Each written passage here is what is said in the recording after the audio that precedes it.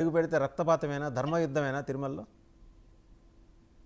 రక్తపాతం అనేది ఏం లేదు సార్.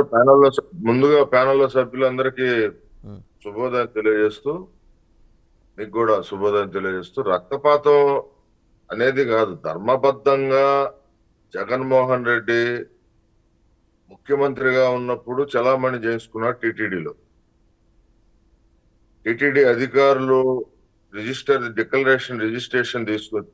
తీసుకొని వస్తే నెట్టివేశాడు ఆ అధికారుల్ని.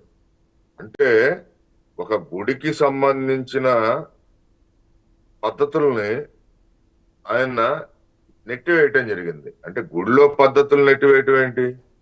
ఇది కరెక్టా? ఇప్పుడు ప్రతి గుడికి ఒక సిస్టమ్ ఉంటుంది.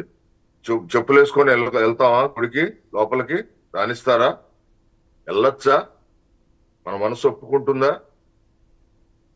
ఒప్పుకోదు కదా. మందు దాగి వెళ్తామా గుడికి? రాణిస్తారా? రానిరు కదా. లేదు, లవర్స్ ముద్దులు పెట్టుకుంటూ గుళ్ళోకి వెళ్ళనిస్తుంటే గుళ్ళో భక్తులే ఆపుతారు కదా. మరి ఇట్లాంటి సిస్టమ్ అనేది కలియుగ ప్రత్యక్ష దైవం ఆయన. కలవు నాయకుడు అంటే వీళ్ళు కాదు నాయకుడు. ఈ కలియుగానికి ఆయనే నాయకుడు. వీళ్ళంతా తాత్కాలిక 5 ఏళ్ల నాయకులు, వీళ్ళంతా రాజకీయ నాయకులు, అధికారంలో వచ్చిన వాళ్ళు. అక్కడ ఒక సిస్టమ్ ఉంది. 1933 నుంచి సిస్టమ్ ఉంది. ఇందాక మన మిత్రులు, జనసేన మిత్రులు, బ్రిటిష్ వాళ్ళ టైంలో కూడా లేదని అన్నారు. 1933లోనే ఈ డిక్లరేషన్ సిస్టమ్ అనేది స్టార్ట్ చేశారు. 33లో. మరి ఇందాక మీరు చెప్తూ జాఫర్ షరీఫ్ గారు సంతకం పెట్టలేదన్నారు. ఉమ్. జాఫర్ షరీఫ్ గారు సంతకం పెట్టారు. ఎక్కడ పెట్టారు? అక్కడ పెట్టనంటే అధికారులు రిజిస్టర్ తీసుకెళ్లి బెంగళూరులో పెట్టించారు సంతకాలు జాఫర్ షరీఫ్ తో. అంటే అసలు విఘ్నత అనేది రాజకీయ నాయకుల్లో ఉండాలండి. అరే, మనం ఒక దేవాలయం వెళ్తున్నాము, అక్కడ కొన్ని సాంప్రదాయాలు ఉన్నాయి. ఆ సాంప్రదాయాల్ని మనం పాటించాలి. మనం అన్యమతస్థులం అని చెప్పి చెప్పాలి. మీ హోంమంత్రి కూడా అన్యమతస్థులం పాటించాలిగా. అయినప్పుడు హోంమంత్రి గారు ఎందుకు పెట్టలా? ఆవిడ మరి హైందవ అదే సంప్రదాయానికి అదే అదేనండి. భిన్నమైన నేను సంప్రదాయం నుంచి అనేది వచ్చారు కదా, ఆవిడకి ఇక్కడ పెట్టాలని తెలియదా? ఇక్కడ ఓ ఇక్కడ కాంట్రవర్సీ తెలుగుదేశం నడుస్తున్నది. She knows very well. మరి పెట్టాలి కదా. జగన్మోహన్ రెడ్డికో రూలు, మీకో రూలు ఉండదు కదా. నేను ఇక్కడ అనేది ఏంటంటే, ఇక్కడ నేను జగన్మోహన్ రెడ్డికి ఒక రూలా, చంద్రబాబు గారి ప్రభుత్వానికి ఒక రూలా, పవన్ కళ్యాణ్ గారి ప్రభుత్వానికి ఒక రూలా, బీజేపీ ప్రభుత్వానికి ఒక రూలా, కూటమి ప్రభుత్వానికి ఒక రూలా అని నేను చెప్పట్లేదు. దేవుడి విషయంలో దేవుడిని మనం గౌరవించి తీరాల్సిందే. దేవుడు ముందు మనం కనుక అహంకారానికి వెళ్తే పతనం అయితే తప్పదు. ఇది ఖచ్చితం. దేవుడి దగ్గర సిస్టమ్ అనేది ఉంటుంది. గురువాయూరులో మీరు ఇందాక పూరి చెప్పారు, అది వాస్తవం. ఇందిరాగాంధీని రాని అన్నారు. అట్లానే గురువాయూరులో కూడా ఇందిరాగాంధీని రానివ్వలేదు. ఎందుకు రానివ్వలేదు? ఆమె హిందూ అయినా సరే ముస్లింని పెళ్లి చేసుకుందని చెప్పి రానివ్వలేదు ఆమెని. మరి జేసుదాస్ని కేరళలో కృష్ణుడు పాటలు విపరీతంగా పాడాడు. గురువాయూరు సంబంధించిన కృష్ణుడి బాధ ఎన్ని పాటలు పాడి ఒక్కసారి ఆ దేవుడిని చూద్దామని వెళ్తే రానిలేదు. చివరికి జేసుదాస్ మన 70 ఏళ్లలో మతం మార్చుకోవటం జరిగింది. అతను హిందూ మతంలోకి రావటం జరిగింది. అంటే ఎన్ని దేవతల పాటలు పాడాడు జేసుదాసు. అయినా కానీ ఆయన సిస్టమ్ ఫాలో అయ్యాడు కదా. మరి ఇందిరాగాంధీ కన్నా జగన్మోహన్ రెడ్డి ఎక్కువైతే ఏం కాదు కదా. System is system. దేవాలయ సిస్టమ్ అంటే సనాతన ధర్మానికి ఒక పద్ధతి, ఒక వ్యవహారం, ఇదంతా ఉన్నప్పుడు దాన్ని మనం పాటించాలనేది రాజకీయ నాయకుల్లో ఉండాలి.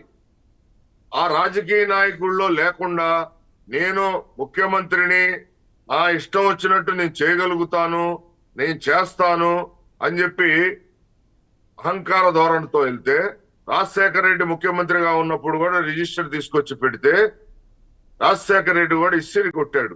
చివరికి దేవుడు ఎక్కడ ఇసిరి కొట్టాడు? రాజశేఖర రెడ్డిని పావురాల గుట్టలో ఇసిరి కొట్టాడు. అంటే కలియుగ దైవం వీళ్ళు తాత్కాలిక నాయకులే. ఈ కలియుగానికి మొత్తానికి నాయకుడు వెంకటేశ్వర స్వామి. ఆయనకిచ్చే గౌరవం, నువ్వు రాజకీయ నాయకుడైతే మహా అయితే ఒక 30 ఏళ్ళు పార్టీ నడుపుతావు, 40 ఏళ్ళు పార్టీ నడుపుతావు. తర్వాత నీ పరిస్థితి ఏంటి, నీ కుటుంబ పరిస్థితి ఏంటి ఆలోచన చేయొద్దా? ఎంత దారుణమైన పరిస్థితి. ఒకసారి అయితే చెప్పులు వేసుకునే మాడ వీధుల్లో నుంచి ఆ క్యూలోకి వెళ్ళాడు జగన్మోహన్ రెడ్డి ముఖ్యమంత్రి గారు.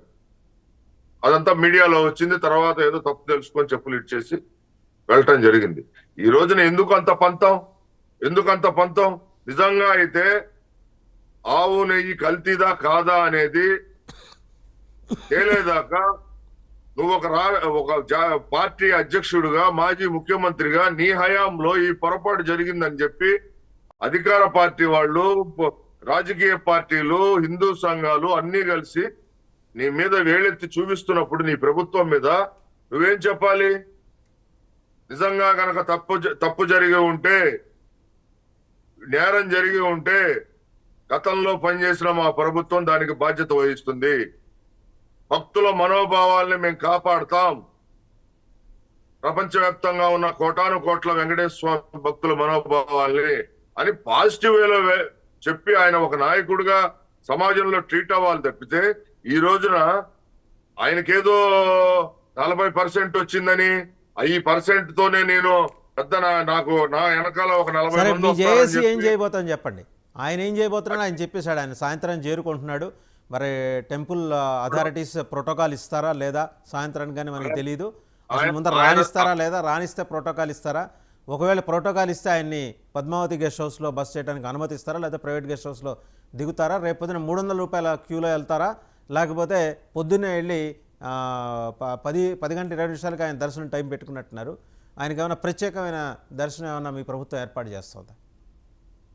ఇప్పుడు నిన్న ఆయన సన్నిహితులతో చర్చించే మనకు తెలిసిన సమాచారం ఏంటంటే, ఇప్పటికే చాలా బ్యాడ్ అయ్యారు హిందూ సమాజంలో.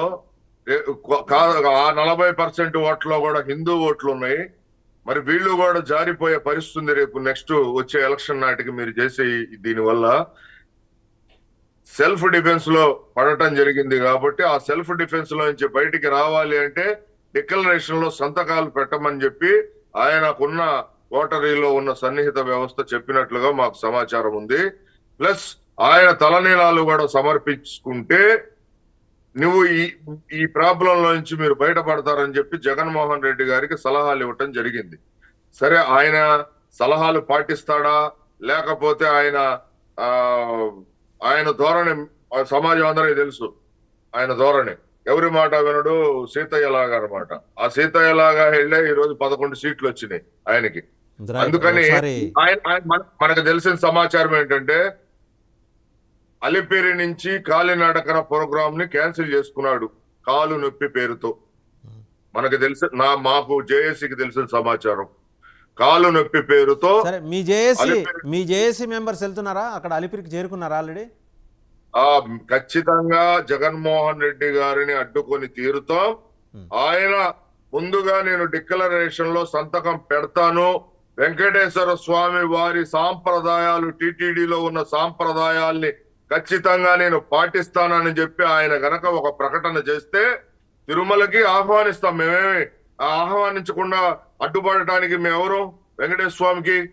కాకపోతే అక్కడ వెంకటేశ్వర స్వామి టీటీడీ అనేది ఒక రాజ్యాంగం ఉందండి. ఈ రోజున ముఖ్యమంత్రులు, ప్రధానమంత్రులు, శాసనసభ్యులు, మంత్రులు ఎలా నడుస్తున్నారు? ఒక రాజ్యాంగ పద్ధతి ప్రకారం నడుస్తున్నారు. టీటీడీ కంటూ ఒక ప్రత్యేక రాజ్యాంగం ఉంది. ఆ రాజ్యాంగంలోనే మరి ఆయన పాటించే విధానం గనక చేయకపోతే ఖచ్చితంగా జగన్మోహన్ రెడ్డి గారిని అన్ని కులాలు సంబంధించిన వ్యక్తులు మళ్ళీ మీ దగ్గరకు వస్తా. శ్రీధర్ శర్మ గారు, ఒకసారి జ్వాలాపురం శ్రీకాంత్ గారు, ఖచ్చితంగా అడ్డుకుంటాం. నాయకులు వారి దగ్గరికి వెళ్దాం.